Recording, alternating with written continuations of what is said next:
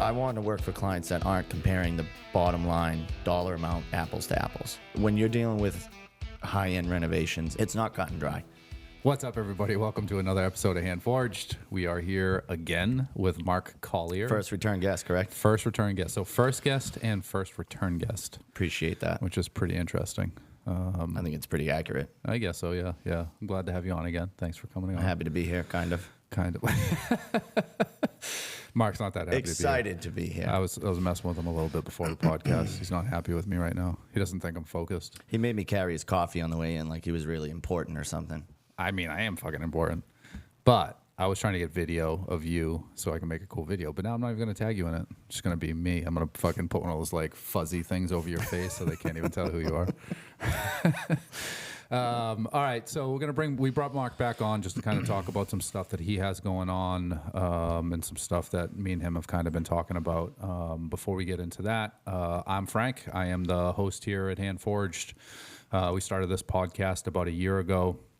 In order to kind of give back to the trades. We want to bring some good content, bring in some good guests to help people learn a little bit about the industry and to try and kind of bring some interest in. I feel as though as the blue collar industry, is the backbone of this country. We've, built everything. We've put in all the roads. We've cleared all the trees. We've brought in, the sewers. We've brought in the electrical. We've brought in plumbing. Like it's something that we've built all of this ourselves, and that's something that we should all take pride in and be proud of. You go somewhere else. Bring a tear to my eye. Yeah, well, it's the way it's supposed to be, So I feel like if trying to get some of these younger kids into the trades is really important. Everybody is lacking help. Everybody is having a hard time in every industry trying to find help. And the trades is just a great place for kids to go that don't want to go to college. I didn't go to college. I didn't finish high school. I got expelled sophomore year. Had a tradesman take me under his wing, and if it didn't happen, who knows where I'd be. So giving back to that is important to me, and that's why we have this podcast. So if you are following us on Instagram, YouTube, or any of those platforms, please follow, subscribe, and share it. Share it with your friends. Share it with your family. Mr. Mark Collier. Yes, sir. How the hell are you? I'm great, man. It's good to be back. Got a lot going on. Yeah. So for you of those that don't know me, Mark Collier, Collier Home Improvements. We are a general contracting home renovation company focusing interior only now, which is a shift we made maybe since the last time I was here. Or I just started to. Kitchens, bathrooms, basements is what we're focusing on now. Full home renovations is what we're really aiming towards. Operating, I would say 95% in the Andover, North Andover area.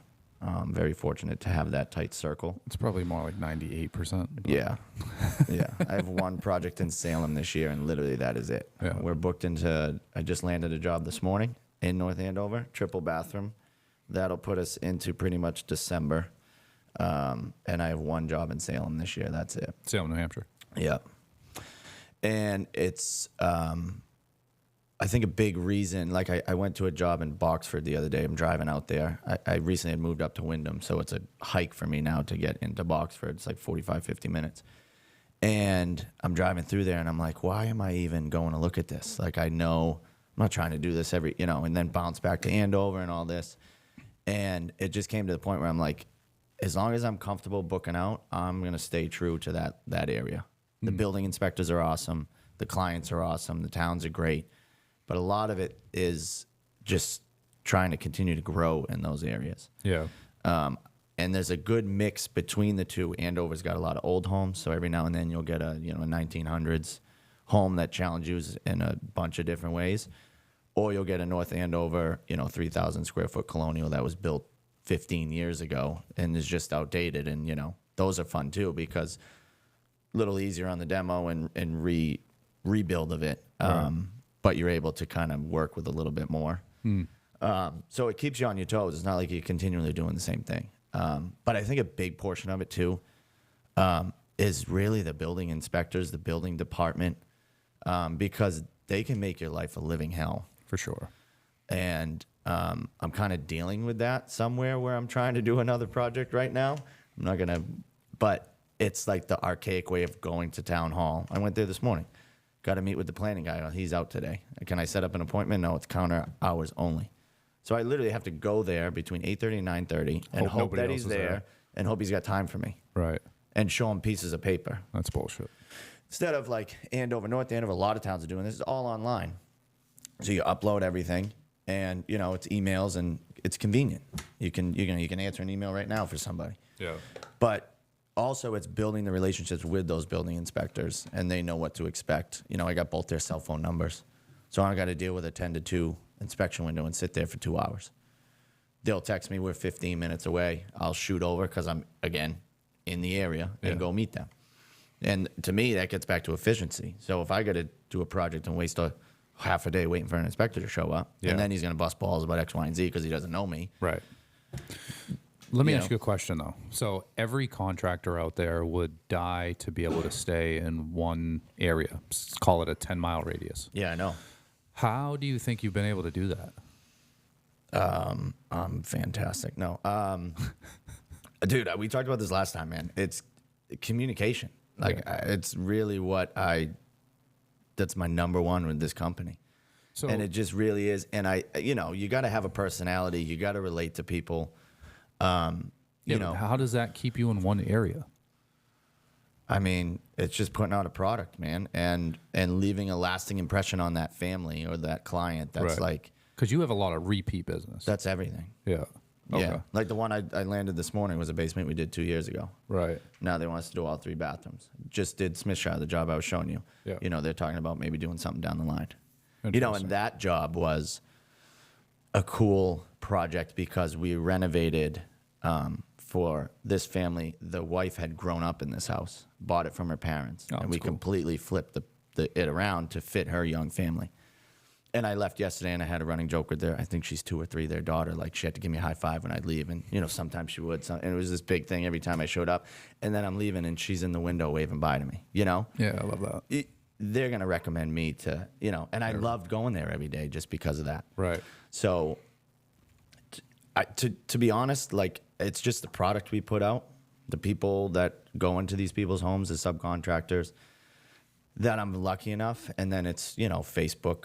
My wife infiltrated the Andover, North Andover mom's Facebook page years ago. And I've kind of been there ever since. Interesting. And I just want to stay there, to be honest. Yeah. Like, I moved up to Wyndham, so I wouldn't mind having projects closer to home. And that's a growing town. I like working for young families. I'm a young dad. I got 2 young boys.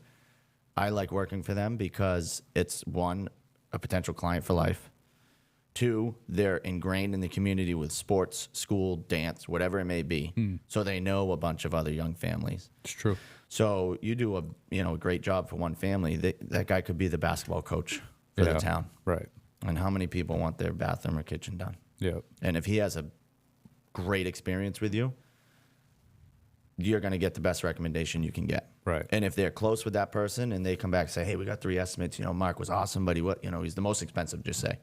He can say it's worth it. Yeah. It's going to be worth it. Because that's the tough part too is I want to work for clients that aren't comparing the bottom line dollar amount apples to apples. Because when you're dealing with high-end renovations and kitchens and bathrooms and basements and full home, it's not cut and dry. It's not a roof. It's not a front door. It's not something you can literally just compare apples to apples. There's so much that goes into the experience of renovating a space in your home that carries a dollar figure. Yeah. The amount of time I put into communication with these people, with the clients, with my subs, with my guys, I truly think is unmatched. That's just me speaking for what I hear and how I think I operate. There's a dollar figure for that. I can't tell you what it is, but I'm just saying, like, it's worth something. Yeah. The backsplash is beautiful, but I didn't know when he was coming or what was going on, and he, showed up and never said hi to me and just walked in and out and left a mess, and you know what I mean? Yeah. So say that was $1,000, my backsplash is $2,000, same tile, same install, same everything. But guy was clean, respectful. I told you when he was coming, on time, like the whole 9 yards. It was a seamless install of that backsplash. Yeah. Or you can do that one. Which one do you want to pay for? If you want to pay for the $1,000, I'm taking my hat out of the ring. Yeah. Because you're constantly going to be trying to find ways to save money and cut costs. I Yeah. want the client that understands the value in the portion of the project that's not the actual work, if that makes sense. Yeah. Everything else that comes with it. Yeah. I think that the people that are shopping price, the people that are, trying to nickel and dime, and those, there's a market for those people. Yeah. And like there are contractors that take those jobs. But I feel like once you're established as a contractor, getting away from those jobs is really important. Because like you said, like you have in a process, you have all the communication, you have all the things in place to really kind of make it seamless. Right. And a reputation of being able to do that. So like, again, that's worth something. I think every contractor wants to get away from those types of clients, but I think unfortunately when you start out, like that's kind of where you're at. That's who you have. It's also getting back to, and we talked about this last time, is like trusting your gut, trusting what you want to do, and understanding that you might have a period of like, oh shit, like we're only booked out half of what I would like to be. I did it to myself this year. I know. After talking about not doing it again last year. Last year, it's always this. It's like the December, January fog, man. Like it's like, when we were moving, I was only booked out to like May or something, and I'm like, oh, man. And then I got a basement. These all end up being great projects, right? Yeah. There's nothing wrong with them. They're in Andover, like still where I want to be.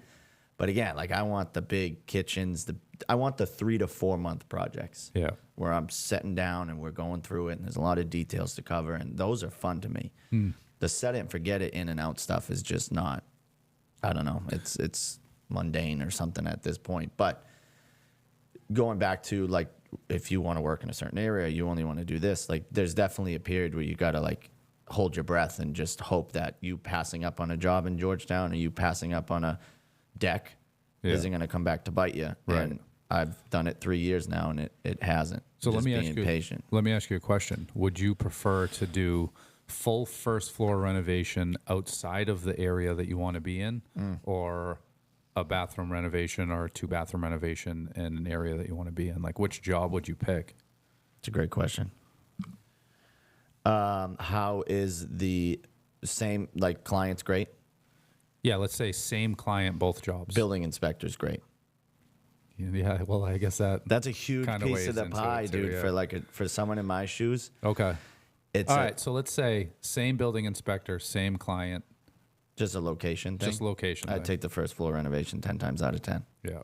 10 times out of 10. Even though it's outside of the area you want Yeah, to I be mean, in. I'm not driving an hour and a half every day. Yeah. But if it was in a like the next town over, it was an extra 15 minutes, right? What would that radius be? 15 minutes. That's just funny. We were just talking at getting coffee, dude. Like, I'm going to coach 3 flag football practices tonight from 4 to 7 o'clock, back to back to back. I got 2 games tomorrow night, a tournament on Saturday. Like, I got to go pick up my kid from school at 2 o'clock today to be able to get to those practices. I can't be stretched, all over the place. And then could I do it? Sure, but you're going to miss details. You're going to miss things. You're going to, I want to be as present as possible. Yeah. And as available as possible. So it goes back to that tight circle. Sorry, but if I'm 3 jobs in Andover and I can get to all of them within 15 minutes max, and then I have one 45 minutes from that, okay, an issue arises here, I got an inspection here. How am I doing it? Yeah. Rather than 10 minutes, boom, back and forth, done. Well, you got Barnes. Yeah, we can get into that. Yeah. So let me ask you this, and we didn't really You're talk coming about up this. with all the tough brain busters. Right? Well, I mean, this is what good. I'm a Challenge. curious motherfucker. So when you start talking, I'm like, how do you balance it? So how do you manage and operate your company the way that you do it, and still have fucking flag football and baseball practice? And because you're not only just showing up for practice, you're the coach of 3 Correct. fucking football teams. Head coach, yeah, correct. So how the fuck do you manage that? Like, what is the process? The short answer, just do it. Just do it. Just figure it the fuck out. That's all I can tell you. It really is waking up in the morning, 6 o'clock, getting downstairs and putting in an hour and a half before my kids and my wife come downstairs. Get my day started with a coffee and my laptop. Accomplish as much as I can by 7:30. So what does that task list? It's different every task day. list look like? It's different every day because a lot of it's communication with people, and I don't want to be texting them at 6 in the morning. So Yeah. it's maybe filing for a permit, sending out an estimate, making my daily log or scheduling stuff. And then when 7 o'clock usually rolls around, that's when I'll start firing off client stuff. I'll bug you first thing in the morning, but other than that, All the fucking time, I'm too. trying to be respectful. But it's trying to get as much done as possible. And then it's also like Tuesday night, it was Monday or Tuesday. You know, I got back home. My goal has been to get back home in the home office by like noon, 1 o'clock. So then I can put in 3 to 4 hours of the office portion, which that just keeps growing and growing. Yeah. Because I could also keep that concise and smaller as far as the scope, but I'm trying to implement so many things, and we got to get talking about JLC next. But I'm trying to implement so many things that I literally, like my wife came up to the office the other night. She's like, how much more do you have? And I was like, I could work until I fall asleep. I could work until Thursday. 24 hours a day. Like if I wanted to. Like I want to run financial forensics on all my past projects. I want to do all these things that... I did that at the beginning of the year. Yeah, it's endless. Yeah. You know what I mean? It's endless. And then you go down one thing and it makes you think of something else. So like Tuesday, I knew I had to put in the time. So I got home, worked, went down, had dinner with the family, did a little playtime with them, went back up, worked while my wife's doing bedtime, did bedtime with them, and then went back in the office. Because I knew Thursday I was coming here and then I'm going straight to practice. So How many hours a week are you working? I thought about that the other day. Because the funny part about that is originally when it was like, how many hours are you working? You're thinking about like when you're on site or when you're doing that. Yeah. But if you want to figure, I'm probably going 6 to 6 every day. Yeah. And maybe like 6 to 2-ish on a Friday. Yeah. And then nothing on the weekends. That's one rule I won't budge on. So you don't do any office work or anything on the weekends? Every now and then on a Sunday morning, like Yeah. if we're just at the house, which is a rare thing if we don't have sports or cookout or birthday party or just a family of 4 going out to do something.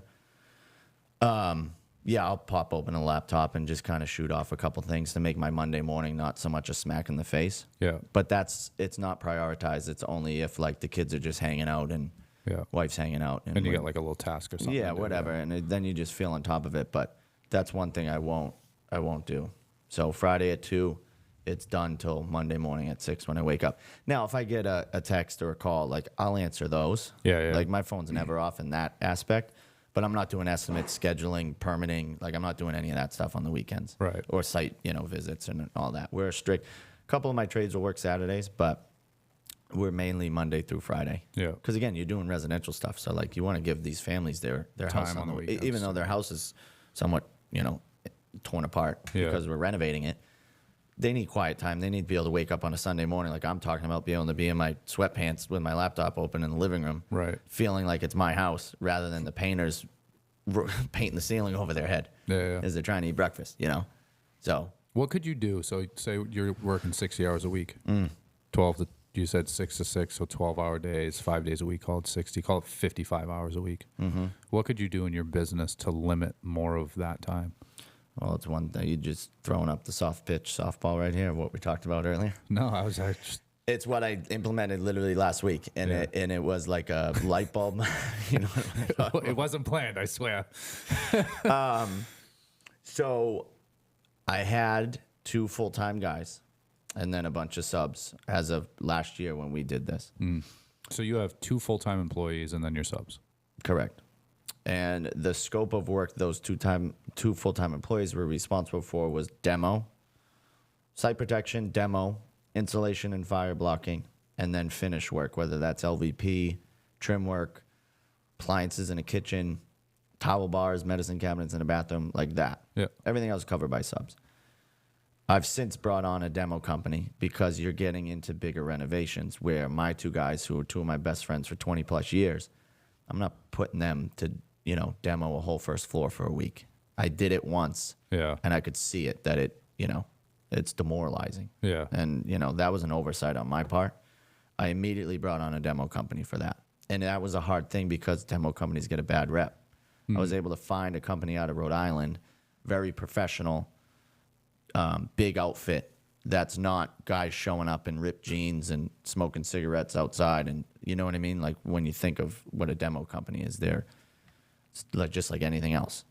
So the company's out of Rhode Island? Mm-hmm. And so, they have crews up here? They'll travel. No shit. Yeah, they do a lot of work in Boston, but he'll travel up here. They're kind of young company, it seems like, so they're willing to. But yeah, they've been great. They've done 4 or 5 projects for me so far. What's the name of that company? Demo X. Demo X. Interesting. Yeah. You know, we still do site protection because I like to have that in a certain manner and make sure it's done right.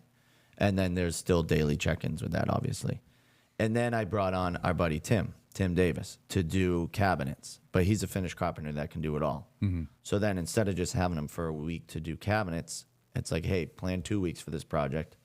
I'll give you a guy here and there, but let's have you hang all the doors, trim them out, you know, do some built-ins, do all this stuff. And that's less scope that my guys need to do. Yeah. My whole goal in all of this is to run a business where we're not touching a tool, because that's going to be, you're leaving it to the professionals. That's all they do. There's no jack of all trade stuff going on. Like when I say tool, like we'll do site protection, we'll do stuff, towel bars, like little things. Yeah. But leave the real trades up to the professionals, and we manage it. And when I say we, the change that I made was I put one of my guys back to part-time, which works good for his situation. We talked it through. It's kind of a tough decision to make, because I've known him since I was 14. Right. But it works for him. And then I elevated a guy, my other best friend, to a project manager role. And that was literally just done last week. So he did a ride along with me all day, going to subcontractor meetings, estimate appointments, permit pullings. Yesterday we did kind of the same thing. And we're just workshopping how this is going to look. Yep. But there's a lot of visits, there's a lot of tasks, there's a lot of things that I do now that he can easily do. Yeah. And I'm excited to see that happen, and then realize whether we can do more because he's in that position, or he can just do more of what I'm doing, which allows me to circle back to those financial forensics of all the projects I've done. So now I can Working on the business. Right. So now I can sit in the office on 2 p.m. on a Wednesday, and instead of pumping out, you know, I'll still do estimates and that stuff, but I don't have to do all the site visits in the morning. Right. He can be doing those and meeting with clients and stuff. And he's great with clients. Everybody loves him. Yeah, he's awesome. So he's like an extension of me in that, you know, sense. So then on a Wednesday, I can sit and really dive into the business aspect and find ways to improve that constantly. Yeah. Because to JLC, what we were going to talk about, going to JLC, which is a residential remodelers convention, I guess you would call it. Convention and expo. Yeah, so expo. If you've never heard of JLC, it's down in Providence, Rhode Island. It's pretty cool the way they set it up. So they have 2 or 3 days of classes that you can take, and the classes are specific to blue collar industry, but not really even just that. Like anybody could go, a fucking accountant could go down there and learn something. The classes that they put on are everything that you can think of, stuff like with QuickBooks, stuff with hiring, and a whole bunch of different things. And you can pick the classes that you want to take. So what I do is when I go down, I line up classes Thursday and Friday all day long. So I'm in class from 7 in the morning until 4 o'clock at night. And it's always classes that are, you know, something that interests me. Every year, so this is my 3rd or 4th year going down. Every year that I go down there, I come home with something new that I implement in my business. So to me, it's well worth the price of admission. Yeah. And then the podcast started because of JLC, because we went down. Year. Yeah, we were in that class together. Yeah. And there's another podcast called The Modern Craftsman. And the guys had a class that they were teaching, and they were talking about their podcasts, and that's kind of what sparked the idea for me to kind of start this. You know, so I've always implemented or learned something new or met somebody new. This year was absolutely insane for me, so I went down Wednesday instead of Thursday. My buddy Mike Cesaroni down in Rhode Island has a podcast down there called the Mindset Radio Podcast. So I got on his podcast in Rhode Island, hung out with him, went out to dinner with him and his family Wednesday night, had classes all day Thursday, went out to dinner with you on Thursday night, had classes all day Friday, had meetings Friday night, and then, you know, just bounced around. Like I was busy as hell. I worked a ton while I was down there, but it was awesome. I met a ton of great people, talked to a couple of guys sitting outside of one of the classrooms that we started shooting the shit, exchange business cards. It's just really good for networking. It's really good for like extended education. And then the expo is badass. Like they set up, it's a very well set up expo. It's huge. And it's better than any one I've ever been to. It's huge. Yeah, and they have a bunch of different vendors there, new tools, a whole bunch of new stuff. And it's one of the largest expos for construction in the Northeast. Yeah, because I've been trying to find stuff for, like, it is the biggest because I've been trying to find other conventions around here to go to. Yeah. Back to, like, I can't really, at least right now, like, I can't travel with sports and stuff going on. So it'd have to be a drivable situation. There's nothing. The New Hampshire Home Show is pretty big, too. That's probably bigger. Do they have conferences there? But they don't have conferences, right? Yeah. So like, when I went down the first 2 years, I did the expo hall. I didn't even do the classes. Or exhibit hall, whatever you want to call it. And it was, super cool walking out of there, learning about all these new tools. That's back when I had the tools on more, or like relaying something back to my painter, like, hey, check this out, whatever. Last year was the first year I went down for classes, and I can't even tell you how eye-opening it was and how motivating it was. Like, the winter for me, there was a lot going on outside of work, family stuff and moving, and then the business. Like, I was tapped, like very overwhelmed with a lot of shit. And it kind of all came to the head, not to get in, but we're trying to sell our old house, and it's turned into a shit show. And it all kind of came to the head the week before I went to JLC. And my wife even said, she's like, I think this is coming at the perfect time, because I came back last year so freaking motivated, like re-energized. It's like, because love my family to death, but it's also 2 days away for me to just kind of like think about what I'm doing and, what's going on in my life, and prioritize that and think how I can improve all those elements. So going there this year was like literally perfect timing. And I was driving down there, and I'm like, I learned so much shit last year that I implemented and changed my business. And I do want to talk about a couple things that I've done. I'm like, how much more is there? Yeah. Dude, the first class within the first 20 minutes was the pardon our dust mail I was telling you about at breakfast. Yeah. And it's just, you try and listen to different people and see how they do things. And I took one class down there. It was a 3-hour class that flew by. It was like 20 minutes. Felt like 20 minutes. But it was so motivating. That guy that just, like, everything he said I related to, general contractor, and just so many different ideas and different eye-opening things. And it's funny because, like, you tell me all the time, people tell me, like, you're so organized, blah, blah, blah, blah, blah. I come out of there and I'm like, Jesus Christ, I'm not even close. I am not even close. Like, they got all these Excel spreadsheets about, financial forensics and this, that, and the other thing. And that's, what I really want to start doing. Yeah. I want to grow the business. Yeah. And the only way to do that is to put more people in place. So bringing that demo company on, bringing Tim on, just frees me up even more to really focus on what I want and where I want this to go. I want to be able to dictate the company's growth and what we're doing and where we're going, rather than waiting for the phone to ring and taking whatever's on the other side of that call. Yeah. And that's where I was for 10 years starting out. Past 2 years, I've finally been able to open my eyes and shift my focus to, I want to do this because I love to do it, not because I have to do it. So I want to go to a job that I love to go to, not because it's the only job I was able to take, because I'm not focused on growing the business and reaching out and, doing all that stuff. Because there's two types of construction companies, right? It's the one that just, and neither one will be out of work, because my father always said, if you can read a tape measure, you can always make a buck. And it's true. Yeah. Whether you're hanging pictures, hanging blinds, or doing full home renovations. If you want to hustle, you can always make a buck. Yeah. So if you want to get into the ones of, like, I don't want to call it lazy construction, but like just whatever's coming my way, I'll go do, make some money, and move on. Or do you want to put in the extra work to really focus on what you want to do, how you want to do things, be patient, and find a way to make that work for you and grow off of that? And I was 10 years over here.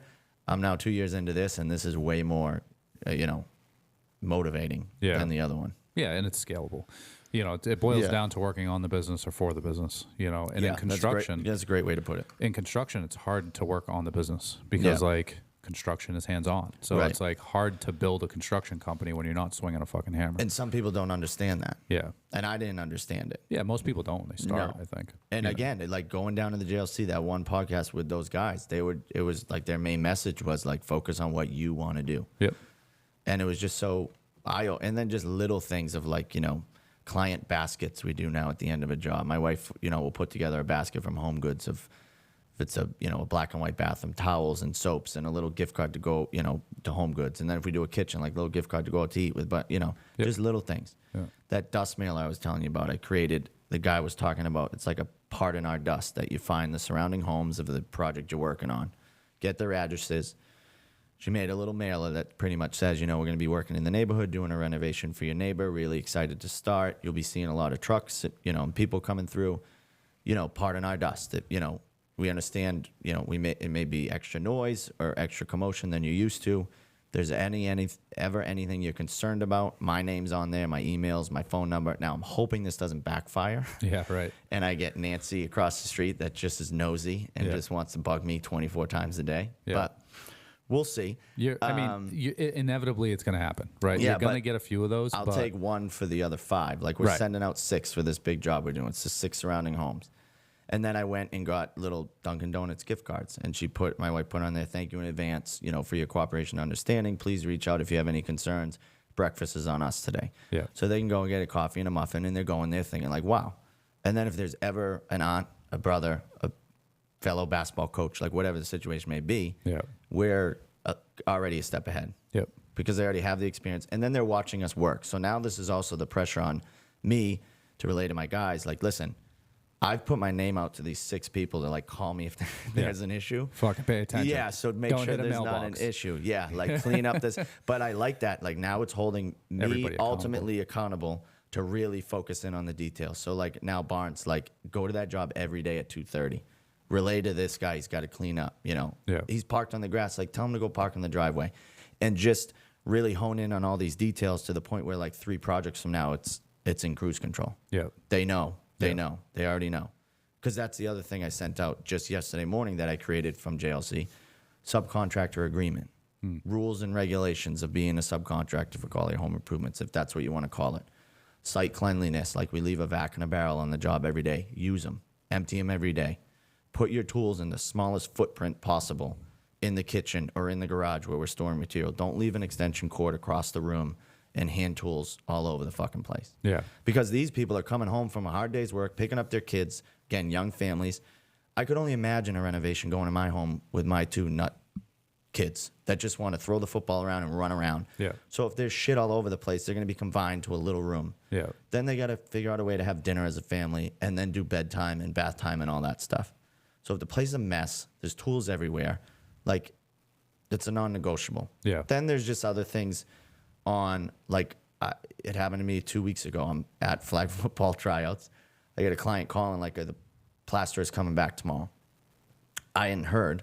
I was originally told 2 days for plaster from my plaster. I touched base with him that morning.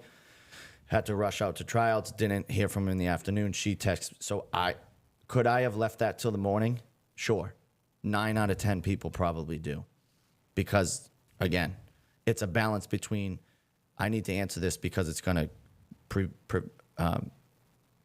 present value for them and the company rather than pushing it off and making it seem like it's not a big deal to them. It's 2 seconds. Call my plasterer. Hey, you guys done over there? He actually had to go back. Now, this is the whole logistical thing. She was literally leaving for a 2-week vacation the next day. We have carved out 1 day to go back there, us, to do a couple things that the house and dog sitter know, to put the dogs away. So it's not as simple as, like, we'll be back the next day. Right. Plasterer didn't know that, and nor should he. That's my responsibility. Yep. But when I find out that he's got to go back another day, to him, he's just like, oh, we'll go back in the morning. Can't happen.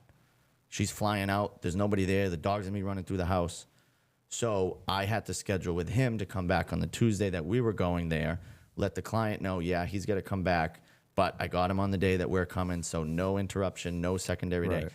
Had he, at 2:30, when he knew, again, not his fault, ultimately, this is an expectation I'm now putting forward.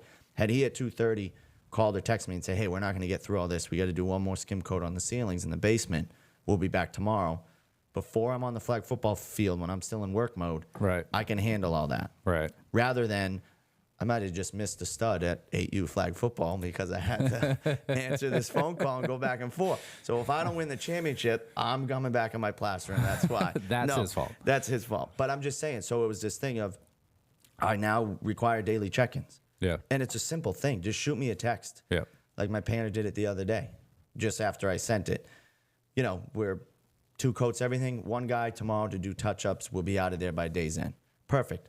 Relay that right to the customer. They know what to expect. Yeah. Guy can stay home from work because there's only 1 guy, not 4. Yeah. So he has access to his office.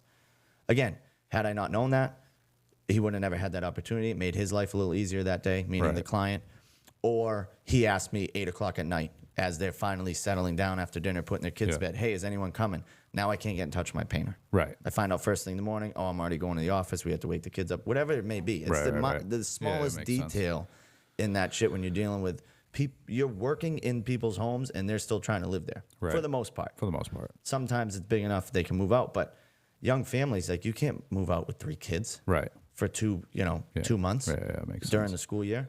How You many have to find a way to make it work. How many jobs are you running at any given time? So this is another funny thing that being at JLC, you hear people or on podcasts, they're like, how many projects you go on? And someone would be like, I just listened to one on the drive home from JLC. He's like, I have 11. And the guy's like, holy shit, 11? And he's like, well, one's in mechanical stage, one's in finish, one's in permitting, and then the other 8 are in pre-construction. So when people would ask me how many jobs I have going, I'd say 3. Yeah. One's in demo, one's in mechanical, one's in finish. And then when that finish one, then I schedule a 2-week buffer zone when that one's supposed to finish. And then the next one starts because there's always carryover. Something, right. Because they're going to add scope. Yeah. So that's going to fill those 2 weeks. Or something's a little delayed or whatever, just the finishing touches. Or you just have an easy week. Yeah. And like exhale and work on the business, right?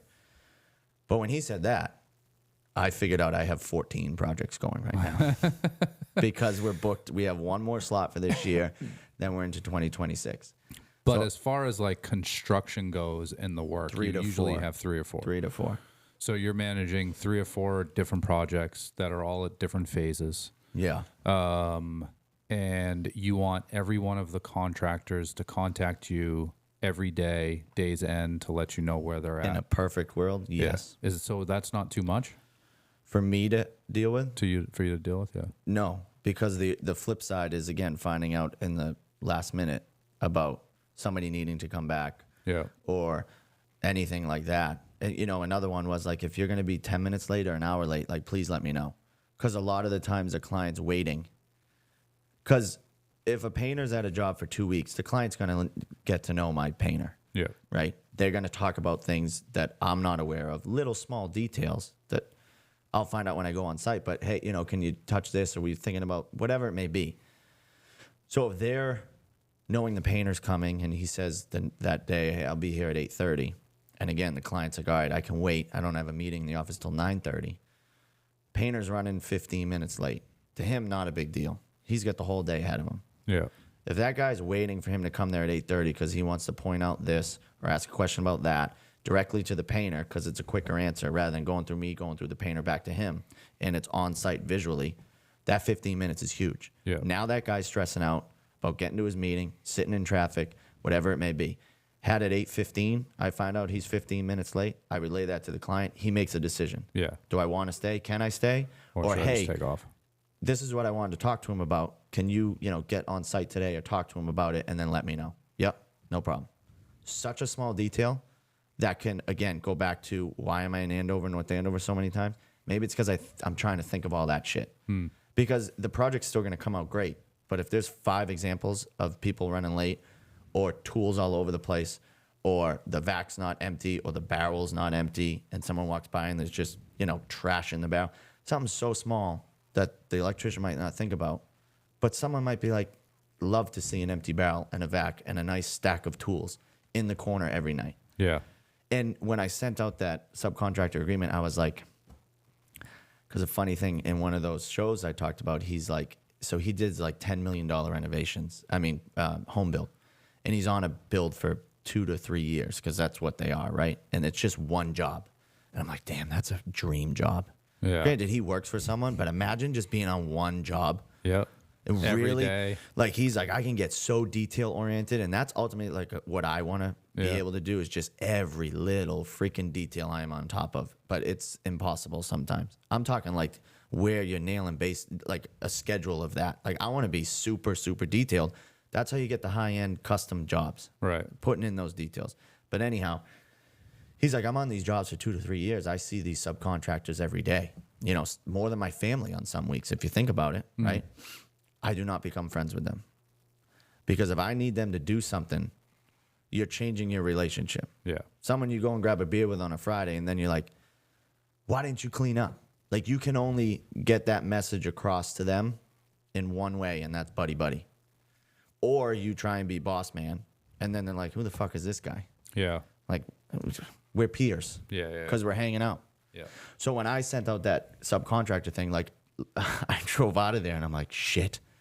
I'm friends with all of my subcontractors. I've had a drink with all of them. I've hung out with them, all of them outside of work. And to me, I like that because I only have one subcontractor for every trade. I believe in the consistency of it. I'm willing to schedule around their availability and make it work. And that's a challenge for me that I accept and willingly accept and like, to be honest. But I'm like, shit, I'm going to send this out. And they're going to be like, who's this guy? Yeah. Like, who's he telling me to empty the barrel? You know what I mean? You know what I got? This is amazing. This is what separates you from the rest. Yeah. Appreciate this. I had my glass company, they had a meeting, brought it up to all their guys and was like, this isn't only his expectations, this is ours for all the jobs we work on. Yeah. Well, you set the tone. You do it different though, Mark, because I've worked with you for years and like, you and I are friends and I consider you to be a good friend of mine. Very good friend. But you and I also both know that business is business. Yeah. So like we can have a business conversation. We Right. can have if there's a delay on cabinets We've yelled or at whatever each it is, other in for the sure. past. Yeah. And that is what I expect out of a friendship like ours. Like, Hold each other accountable. yeah. And I can go out, I can have a beer with you, Yeah. right? We can have a good time, like whatever. Yeah. But at the same time, I know that if I fuck up or fuck with Mark's schedule, shit's coming down. Yeah. And then the flip side of it is like I try to have courtesy for you and understand your business and what you're going to need from me ahead of time so it doesn't make your job more stressful, right? So like if ordering material or decisions from a homeowner and D is waiting on appliances or whatever, and then I try and think through all my how can I make their life easier, right. so then they're coming to my job set up for success and ready to go because I'm trying to do what I can for them. Yeah. And that our relationship reminds me of what I talked about last time on the podcast about my dad when I worked with him. When we're in the truck, I'm your boss. When we're out of the truck and off the job, I'm your dad. Yep. So if I'm always friends, but if Should I be calling you daddy or are you calling me daddy? it would definitely be the other way around if we're going that route, but we won't do that. Sorry, I'm not going to be able to focus now. No. Sorry, daddy. But if my subcontractors, like we all work together, but if they can understand at some point there is a hierarchy on these things. And it's funny because I won't even view it at that point sometimes. Sometimes I'll be like, I'm not going to bug Evan about cleanliness on the job because, he's a buddy and, it's a great job and all that. But then I'm like, you know what? No, fuck that. Like, I got to bring it up. Yeah. But I'll bring it up in a way like, hey, man, do you think you don't mind just sweeping up a little bit extra and, Yeah. and it's received with, yeah, no problem. Yeah. Rather than like, yeah, okay. And then, he'll do a little bit or whatever. So it's definitely that balance. But you got to get people to respect you, I think, is numero uno. For sure. Whether they like you or hate you, if they respect you, then you're going to have a good working relationship. Yeah. Yeah. So- that was my approach to fatherhood too. Shit. Yeah. Like the boys might not like me. Yeah. They're gonna fucking respect me. That'll Yeah. happen. That's Yeah. for me the most important thing. Yeah. Yeah. I mean, you got to, even with my kids, they're 4 and 7, but when I got to, yell at them to do something, I always say, like, I don't want to do this, but I have to. Like, you Right. got to understand when enough is enough of something or that's not the right thing to do. Yep. I don't want to yell at you. I'd prefer never to yell at you, to be honest with you. Yep. But no one's perfect. Yep. But I'm also not going to, like, let it go or not raise, when I raise my voice now, oh shit. Yep. They know because Yep. it's been established at a very young age. And that's the way it was with my dad Yep. growing up or my mother. When my middle name came out, there was, I was need to it. You're in stop trouble. everything I'm doing and figure out what's what. Yeah. But So what's as far as Barnes go? So my question for Barnes, Yeah. right? So Barnes is Mark's second hand now. So how long has he worked for you? I mean, it's definitely longer than what I'm about to say because time flies, but I would probably have to guess about, well, no, he was working with me before my oldest was born. So shit, probably almost 8, 9, 10 years now. Yeah. Like a long time. And he was with me when I still was full tools.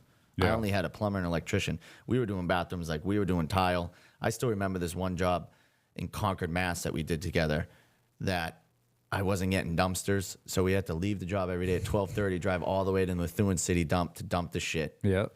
And have to get out there so early so we can make a productive work day. And I still remember tiling that shower where we set up a pulley system so he could be right outside in the backyard with the wet saw.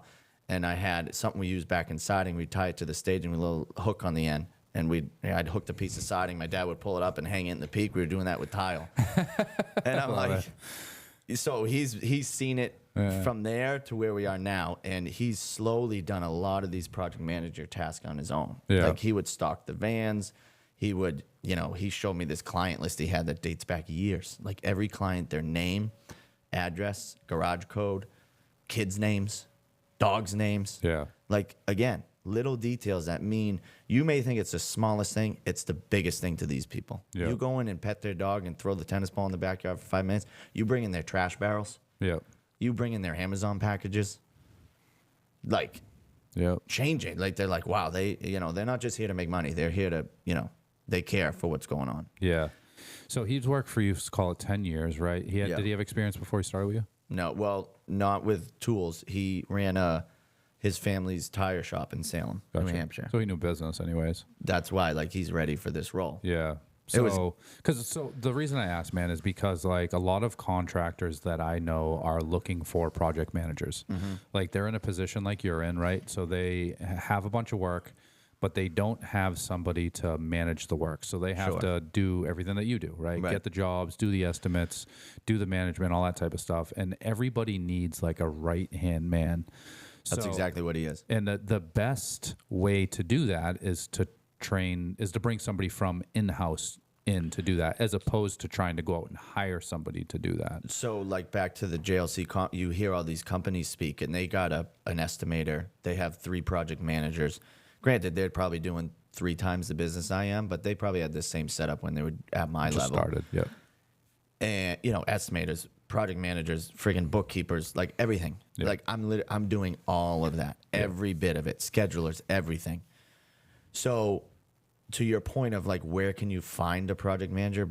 Barnes is not a project manager, Right. by title. Like he's never done it anywhere. Yeah. And I would never want to bring in somebody, honestly, that had been a project manager. I would if Somewhere I need else. to. Yeah, because then they're comparing how I do things to somebody else, and they have their own way of doing things. And then it gets back to like, are we working together? Are we working against each other? And then you're spending all this time.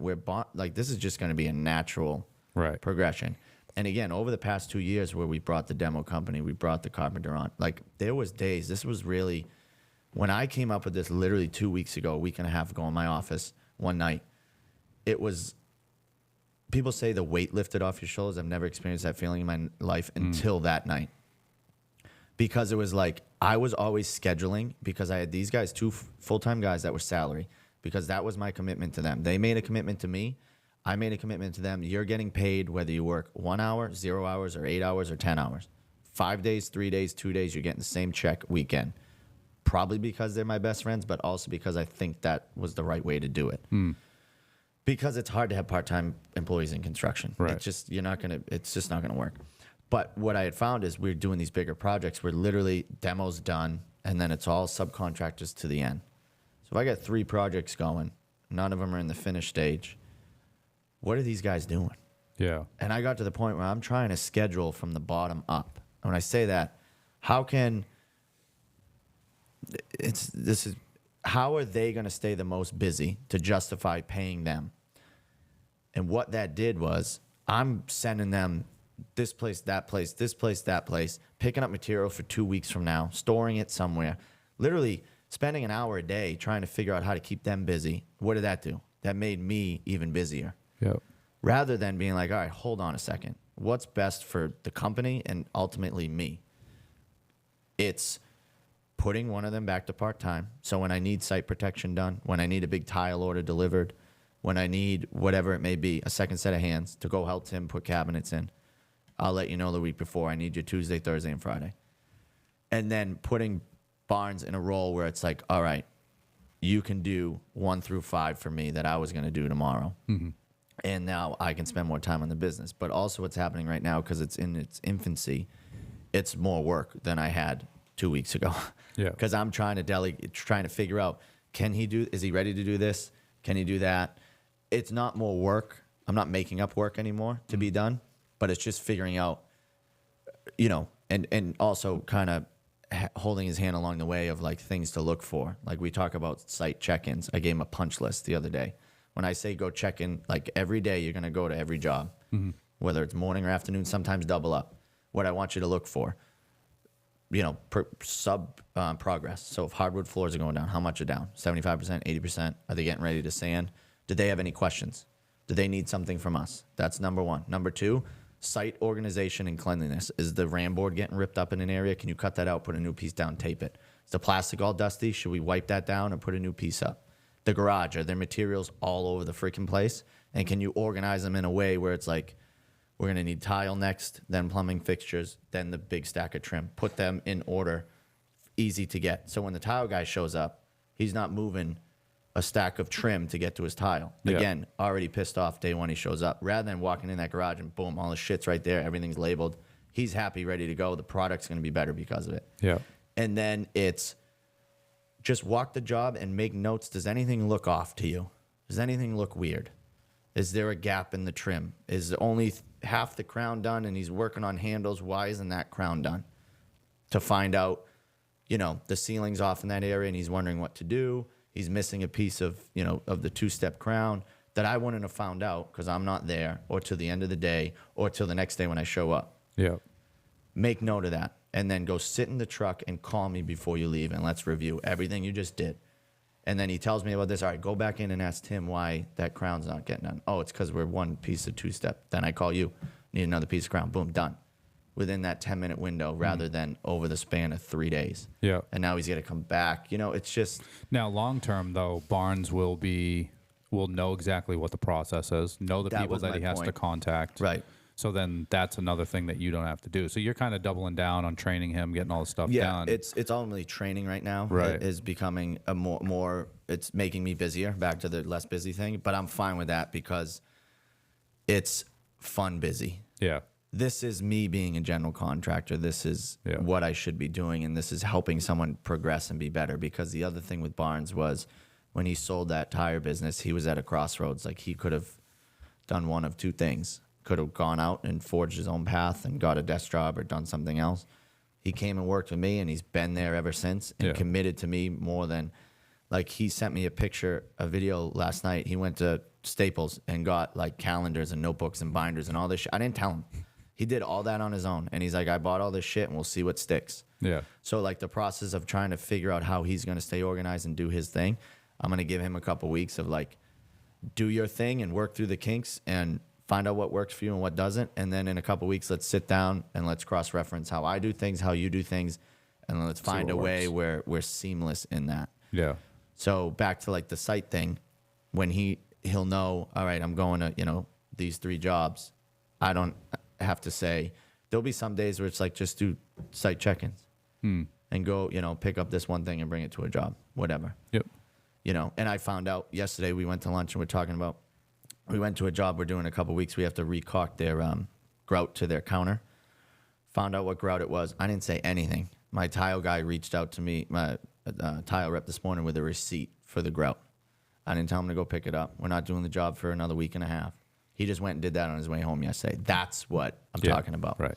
He's been ready for this position for a while. 1,000%. For sure. Back to like me scheduling from the bottom up was such a disservice to him. Yeah. And I could see it on his face some days of like, dude, this is what I'm doing. Yeah. And what prevented me from having him do this role is because he was with Skip as well. Right. So it's like, if I'm going to have him doing all of these responsibilities Skip with not a lot for Skip to do, right, Barnes is going to resent me for it. Yeah. Because it's like, why? So I had to make the move of bumping him up and dropping Skip down. But again, it works for both of their situations. Yeah. Another reason why I'm very lucky, but I'm just super excited to see how it's all going to play out. You're fortunate. We are, yeah. You've built that relationship. You have that relationship. You've put them both in positions that they're in. Like, it's fortune. It's not. It's not luck. No. Either one. That's good. I don't just to have a hard. I mean, luck is a thing, right? And everybody needs a little bit of luck. But actually, I don't have any luck. we're going to talk about like Keno and sports betting. But I mean, maybe you're lucky for not winning that stuff because if you won, you'd do it more. yeah, probably. Yeah. Well, I don't know if it really stops me from doing it. If I walk in a restaurant to go out to eat with my family, there's Keno. Where's the tickets? You better believe we're playing that. To the point where my son's filling one out with his numbers. That's awesome. It's fun. Way to teach him to be a degenerate. Yeah, well, he's learning numbers. All right? He doesn't understand the rest of that yet. I taught my kids how to play 45s when they were wicked young, and we used to use it as their math homework. Yeah. So like there was like 2 nights a week where they could do whatever they wanted.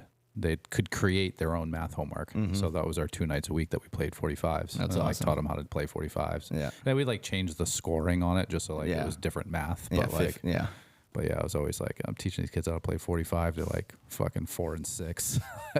That's where I'm at. But 4 and 7. They're scratching tickets and playing Keno. Yeah, but I don't know. It's funny. My youngest was telling me he goes to a private school up north, and he was telling me that he was like trying to teach these kids up at school how to play 45s. Oh, they have. Yeah, that's like it's a Minga Valley. Like I'm surprised you even know about it. Like it was really like a. I grew up running around down there too. So. Yeah, Methuen, Lawrence, Andover. Like that was it. Yeah, it's not a lot of people know that game. Man, I learned how to play that when I was before I don't even remember, like 5, 6 years old. Yeah, I learned how to play 45s. Yeah, but yeah, yeah, man, I'm excited for Barnes. Man, I love that kid. He's great. The customers love him. He's just he's really good, and I think that, and I've told you this before. Should have told this a year ago. I think putting him in that position is going to make him really excel. And I think it's going to do fucking great things for your business. He was plateaued if I just keep going where I was going. Yeah. And I was going to be the company, everyone, like he was going to be plateaued. I was going to be plateaued. Company was going to be plateaued. And you were going to be burnt out. I was getting, like I said, before I went down to JLC, man, like, you know, we had a couple losses in the family. The business was, you know, a lot. The move has been super stressful. Trying to sell the other house still isn't, like, it was a lot. And going JLC, like I came back, you know, ready to go, but I can't go to JLC every month. Right. You know what I mean? As much as I would love to. You should go to more stuff like that. I do. I definitely do want it, to the point where my wife and I were talking. She's like, shit, find one in like Florida. Yeah. We'll go down for the week. Yeah. You go do classes. Me and the kids will go to the park or the beach, whatever. We'll go out to eat, and then we'll hit, you know, Busch Gardens or whatever the hell it may be, and make like a family vacation out of it. Yeah. And do, you know, twofold. I do. I like, my kids are so young and awesome. I don't want to miss time with them, like at all. Yeah. Like we're kind of probably in the minority family wise as far as that goes. Back to the weekend thing, and like I prioritize time with my kids over anything. So I wouldn't want to go to Vegas for 4 days, and go and do something like that without them. Without them. If they were 13 and 16, and driving and girlfriends and high school friends and, you know, sports. Yeah, sure. Well, no, sports. I would be there. Take that out of the equation. But you know, that feeling of when I walked in the door Friday afternoon, getting home and getting tackled by both of them, like that's something you can't replicate for sure. Yeah, I go to 5, 6, 7 events a year, and not all of them are really construction or blue collar industry related, but sometimes just going to, you know, some of these like speaking engagements, people talking about, you know, real estate, that type of stuff, or just businesses. It's all relatable. That type of stuff. And you get that spark every time you go down to stuff like that, man. You get that spark and you come back and it just makes you more hungry. Yeah. That's why, like, my buddy Eric, who was on a couple weeks ago, he's got a place down in Miami, and he does a lot as far as speaking engagements and stuff goes. And you know, he has like a masterminds group and a whole bunch of stuff. And every time I hang out with him and go to events with him, it's like I come back home and I'm just fucking like dialed back in, you know, because it's easy to just like, you get stuck in that day-to-day grind. That's man. what it was. Like, and it's just repetition. Then all of a sudden it's like, fuck, man, like I'm like just spinning in the mud. Bro, that's what it was a couple weeks ago. Like that Smithshire project, the pictures I just showed you. Yeah. That's like top 5 for us probably. Yeah. Thing that's the girl that's waving me out the window, like love the family, we became friends, like the whole thing. I was telling my electrician the other day, I was like, I never once felt like in control completely on top of that project, and it turned out 11 out of 10. But I never really felt on top of it, and that was a constant stress. How can I get on top of it? How can I feel? That's like when I'm sitting in the office with a scheduling challenge, and I'm trying to figure out how to get all these people on sites and keep things moving and reach these deadlines. When I hit that last change on my scheduler and it all comes together, bro, like that's a feeling, like, I love it. It's like winning the lottery. I'm Yeah. like, just sit back and exhale, you know? And I never had that with that project. Granted, I had so many things going on outside of work, and I think that was why. But coming back from JLC, it was like, all right, you know, I got my priorities in order. Yeah. And I didn't even have the Barnes idea until like the week after. Right. It wasn't even a thought. But it was definitely, I was in the We hamster talked about wheel. that a fucking year ago. Well, what I was going to say is you should be very proud of me that I'm doing this. Very proud of you, Daddy.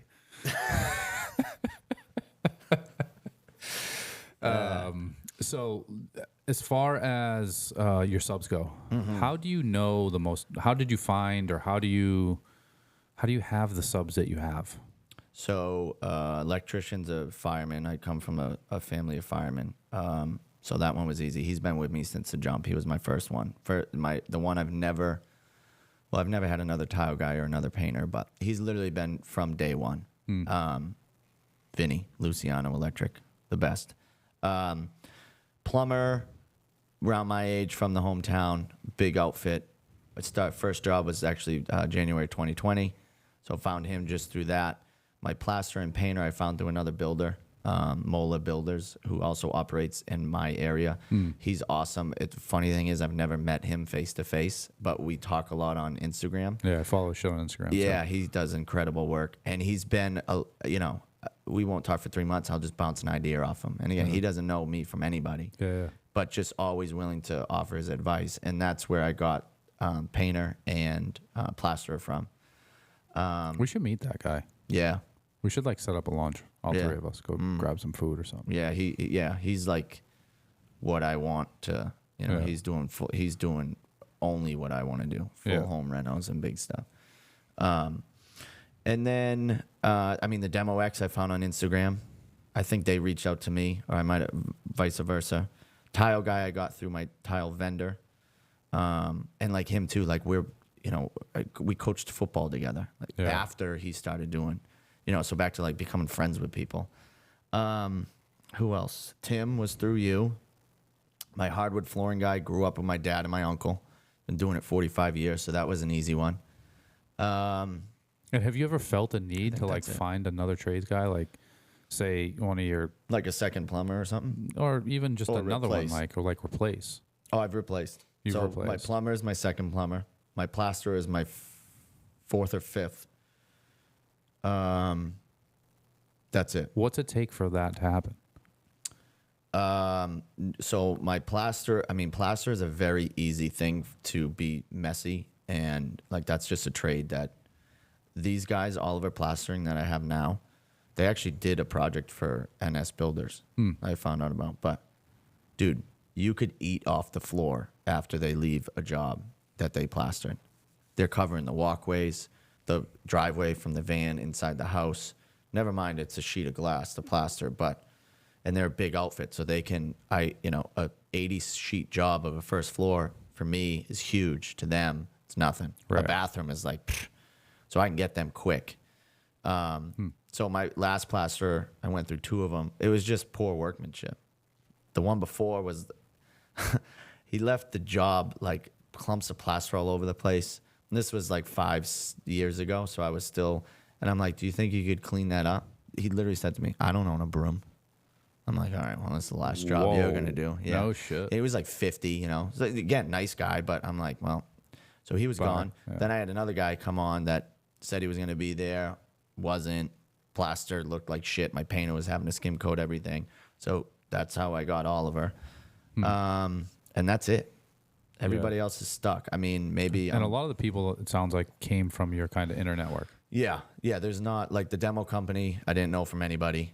Other than that, I've had a connection to everybody that I had, either knowing them beforehand or had worked for another builder that they give a recommendation. And it's kind of similar to like how I want to get jobs. Wait, how did we start working together? I remember our first job. Okay, so do you but how want did it happen? to connect the dots? I still get all my tile and LVP through In-Stock Flooring in Oh, Salem, that's New right, Hampshire. Mary Ann Hebb used to do their cabinets. I had a real small job for a butcher block that you made Yep. and came and installed it. And That was it. how we got here, I don't know. It's been 12 years but that was what, in Haverhill? yeah, a little townhouse in Haverhill. Townhouse in Haverhill, yeah. Yeah. Interesting. So that one, I guess, was organic, but it was through Marianne, who knew you. I don't know how you guys knew each other, but Right. I was doing installs for her. yeah. So, Interesting. but I do believe big time in one sub, and that's it. Yeah. Like I don't A team, B team. I don't do that shit. Yeah. We were talking about this. I forget who I was talking to about this, but contractors, man, like it used to be like that back in the day, where like contractors had their sub.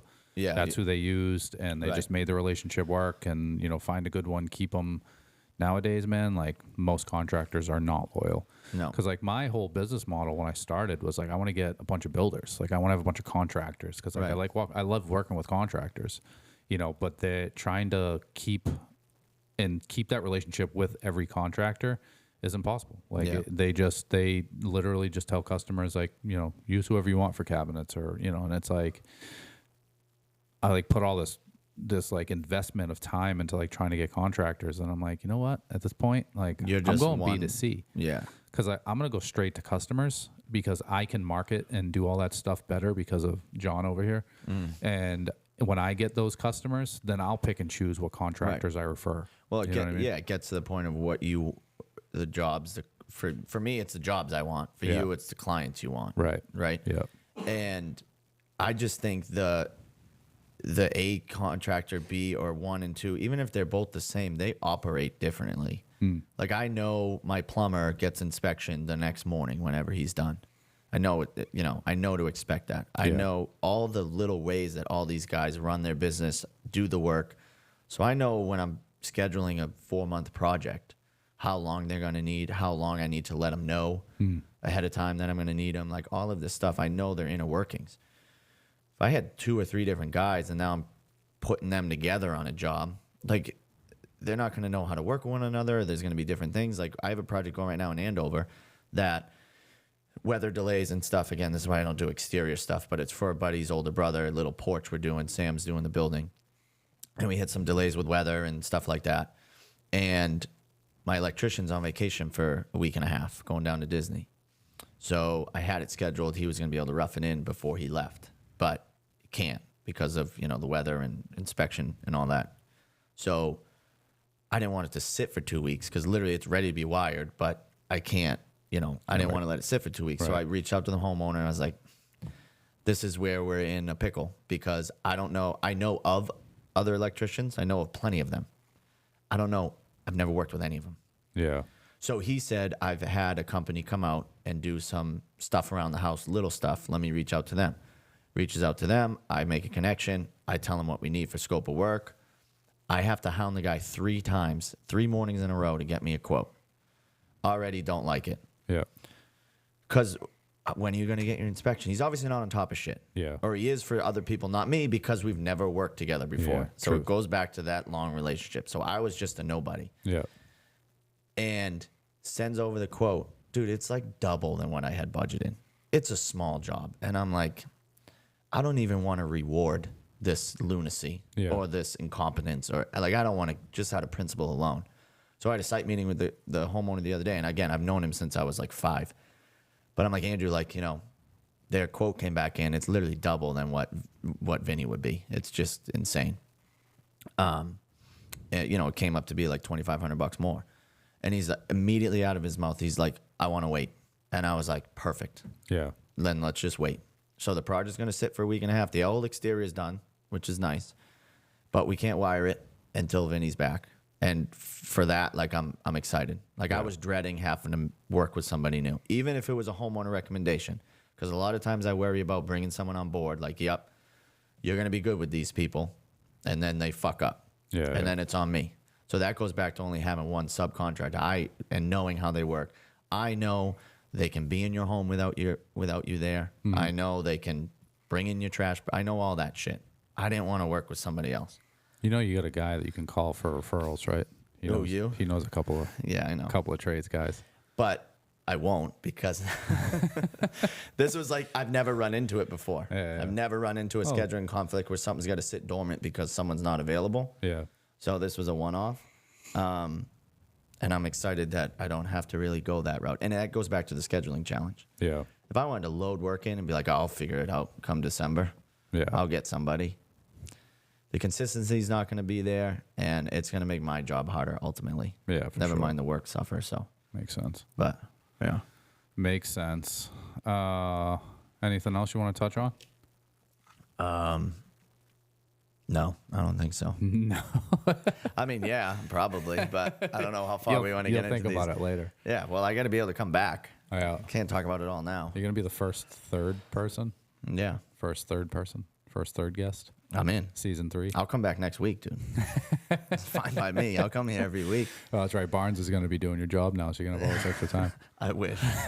I wish I had all this extra time. I'm with you, man. You'll never, like we said, working 55 hours a week. I'm still going to be working 55 hours a week. Just doing other But things. it's going to be 55 hours a week that shit that I want to do and not stress me out and stuff that, Yeah.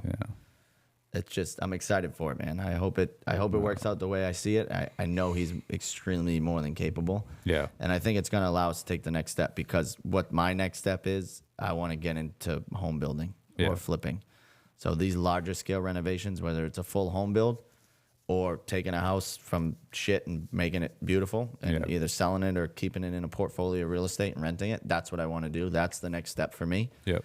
And I want to be able to do all that alone.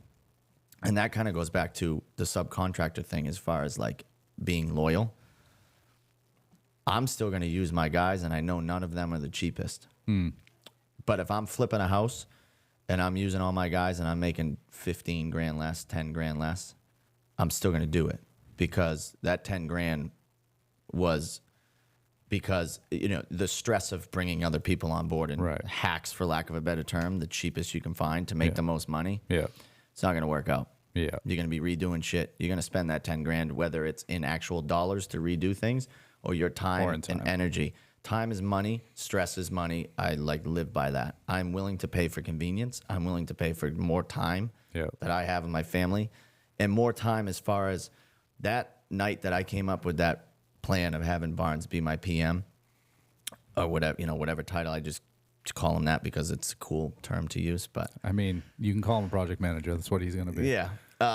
I went down to dinner and sat. Should make him a little name tag. This project manager. Sat Barnes. down with my family at dinner, and it was like the most present I was at dinner on a weekday than I can remember. Yeah, I love that. Like, I always try to be like, hey, buddy, what was your special today? Jim, what'd you do? Blah, blah, blah. My little guy was in, pre-K. What'd you color today? I'm still present, but I'm more going through the motions. Yeah. I know I need to do this. That night, I was like sitting back, relaxed. Yeah, this is great. Yeah, fully locked in to what they were telling me and coming up with more things to, ask them about rather than just one question, move on. And then when can I get back upstairs? Because I got to do X, Y, and Z. Yeah. It just never stopped. Yeah, I think it's easy to underestimate that like lack of stress like that, because I think about like when my kids were young and like sports and stuff, and like I had the woodworking business. I was working a ton. I was at everything. Like I never missed anything, but I worked so much, like overnights and fucking early mornings and all that shit. But I never missed anything. Now where the business is, efficient or self-sustainable enough for not to be there every day or every hour of the day, like that time with them is definitely different than it used to be. Yeah, you're more present. And it's not like I want to be away from the business more. It's the complete opposite. Right. I want to be more into the business, but more into the things I want to be into than I need to be into. Yep. And I just feel there's so many things that I don't need to be doing that he can do, that he's going to find more accomplishment and satisfaction, whatever, out of Fulfillment, it. yeah. Fulfillment's the word I'm looking for. And allow me to be more into those details on how you're nailing baseboard and all those little things that make the difference. The big thing to start thinking about now, because this is going to come up next time as you start to grow with Barnes and shit, is putting together your standard operating procedures for all of that type of stuff. Writing all that shit out. It's like that subcontractor thing. Like that's what, the expectations of them working on site. So now, like that was me earlier talking about when I say site check-in, it's these 6 bullet points. To the point where like I'll keep reminding you of them if you don't have them written out, whatever. But 2 weeks from now, you're just going to know this is the process when I pull into the driveway in order of what we're doing. But yeah, you're right. There's so many things. And again, it's more work on me right now to hopefully, less of it in the future, that type of work. But it's exciting to me. Yeah. Again, when you just get that little solution, like the scheduling thing, that's like, yeah, I love seeing a project like all done and the beautiful cabinets and all that, but the business solution is just as gratifying and rewarding to me than a beautiful backsplash or shower. It really is. I love that. Yeah. I don't know. That's the challenge of it that I like. Because the other thing I struggled with a lot, taking the tools off more and more, is like I would do a shower and I'd drive home that day covered in thin set, tired, sore. But look at that shower. Like, look at all the hard work I put in. Yeah. A lot I struggled with taking the tools off was like, Not having what the fuck did I do today? Like, everyone's like, even you, like the kitchen, it's like that job at Smithshire, amazing. Like, it looks beautiful. I didn't fucking do anything there with a tool. I didn't do anything. Yeah. But I executed that thing to a fucking T. Yeah. To literally where they had to move in their move-in date because they weren't living there, which was nice. 2 days early because they had to, they had to take care of. I hit that fucking deadline. And they were able to move in with their family and enjoy that first weekend at home. Yeah. So I may have not done the tile or the staircase or the baseboard or anything. Well, no, I helped put the LVLs in, so I did do something over there. But, of course, it's hidden and you can't see it. But it was realizing that the end result wouldn't have gotten there without all the execution that I helped facilitate. You're a systems and processes kind of guy. Yeah, I got to find production and fulfillment out of something. Yeah. And it was being able to realize that it's coming in that fashion now, and I need to be understanding of that rather than putting on the tool belt and because that's how I grew up. Yeah, You get the tools and I used going home dirty, man. Yeah. Loved it. Yeah. You can't deny being accomplished. Just Right. look at your hands. Right. You know what I mean? You put in the work. Yeah, it's something so tangible. Me in a golf shirt and jeans right now, but I've been working all day. Yeah. So I got to find, again, solving scheduling conflicts, landing that job this morning. Yeah. All of that stuff. That's where I got to find the fulfillment out of. Yeah. Yeah, that's what happened with me too. When I took the tools off. Same thing. It's been 5 years now, I think. Yeah. It was a struggle, but I'm getting there. And it's funny because I still keep my tools and my tool belt in my truck. Oh, mine's in mine. Yeah. So I got I still have a van at my house. So we got 2 vans. Barnes has one. I have one fully outfitted, which I might end up getting rid of mine, but that's a different story. But that thing's fully loaded, right? In my truck outside, I have a toolbox full of what I think if I ever came onto a job, something I got to do, I got every tool I need just in case. Because still as a GC, any little thing, tightening hardware in a vanity or whatever, again, this might fall into his umbrella, but you got to still be ready to revert back and be a carpenter and do what you got to do. You got to be able to know. And that's the other thing about these people being general contractors that never picked up a tool. Yeah. Good luck, dude. You better hire someone that knows when you look at, a plumbing stack or something, you got to be able to look at it and realize it's wrong before your plumber does.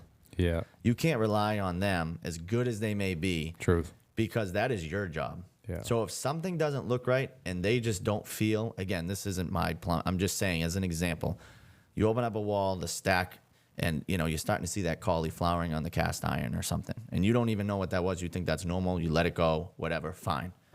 Plumber doesn't really feel like cutting out the stack and dealing with the sewerage. He's just here to do the bathroom. Yep. You're in the basement. You're looking at, yep, fine. Everything's good. Pass inspections. Job's done. Great. 2 months later, that cauliflower goes and he starts leaking. Yeah. All over your brand new bathroom. Yeah. Who's do you think the homeowner is going to think at fault for that? Yeah. The age of the plumbing, which is the truth, or me and my plumber because we went in and fucked with it when we put the bathroom in? Yeah. And didn't see it or something. Right. And even if you go to the client and you're like, yeah, I noticed it, but we didn't want to, you always got to go to the client and then present it as, we can do this. If you want, my big thing is, we got your house opened up. Right. Now's the time. Let's do it. Let's spend another 10, 15 grand and let's tackle all this right now. Because if not, your brand new bathroom could leak. And if I didn't know what I'm looking for because I didn't know what's what, and all of that happens, now I just did a bathroom remodel that leaks, although it wasn't my fault. Right. But they don't know that. Truth. So you got to know what you're looking for. Window opening. I just ran into it at a job. Someone must have measured the window wrong and just cut out a jack stud on one of, the kitchen window header. Literally just cut out a jack stud. It wasn't there anymore to fit the window in. Must have been whoever put the window in when they renovated the kitchen the first time. Open up the wall. I mean, it's kind of glaring. I would hope a lot of people would notice that, but someone that used to be an accountant trying to be a general contractor is not going to know what he's looking at. Right. So whether the wall gets closed up, then the cabinets start to shift because they're attached to that stud that's now carrying the weight, and the crown molding opens up. Now you have that issue, or the building inspector comes when you think you can get your insulator there the next day, and he's like, what the hell is this? One thing, you look like an idiot, and two, now you got to figure out how to reframe that opening after you put the new kitchen window in that you ordered to the size that is now too small or too big, however you want to look at it. Right. So I saw it. No, we had to reframe. We weren't even going to plan to replace their window. We ended up replacing their window, brand new window, got it perfectly centered on the sink cabinet, and framed it LVL double the way it's supposed to be. Yeah. So you still got to be able to. Well, and that's why you have the ear of the inspector or the inspector. Yeah. Because like most guys, 7 out of 10 guys are just putting the fucking window and closing it up. Well, especially like home builders and stuff, right? They're just like investment guys at the end of it. Yeah. Like these developers and stuff. Cookie cutter stuff. A lot of them, yeah, they're just seeing, all right, we got 20 acres. This is our spec house. Go freaking put 20 of them in there. Yeah. And it works, but it's not a good product. Works for the bank account. Yeah, and it worked. Yeah, but and that's a business where you don't have to work for anybody, so nobody's checking up on you. So, you sell that house and you move on. That that leaks, that shifts, that whatever. You move on to the next one, or create a new LLC, and then you're not liable. Like that's what they're all doing. Yeah. But you got to be able to revert back to day one of doing it all and knowing what to look for and being on top of it. But yeah, man. Yeah. All right. How can everybody find you? Best place to reach out? So website, CollierHomeImprovements.com, Collier Home Improvements on Instagram and Facebook. Instagram's probably the best. I feel like Facebook's like falling off. Yeah, kind of lagging behind. So Instagram, Collier Home Improvements, CollierHomeImprovements.com, CollierImprovements@gmail.com. But if you are interested in a project inquiry, it's right on the website. That's the best way to do it. Just so I can get it through email and kind of start the correspondence that way. Sweet. All right, brother. Well, thank you. I appreciate you coming on. I'll be back soon. I'm sure. Whenever you want me.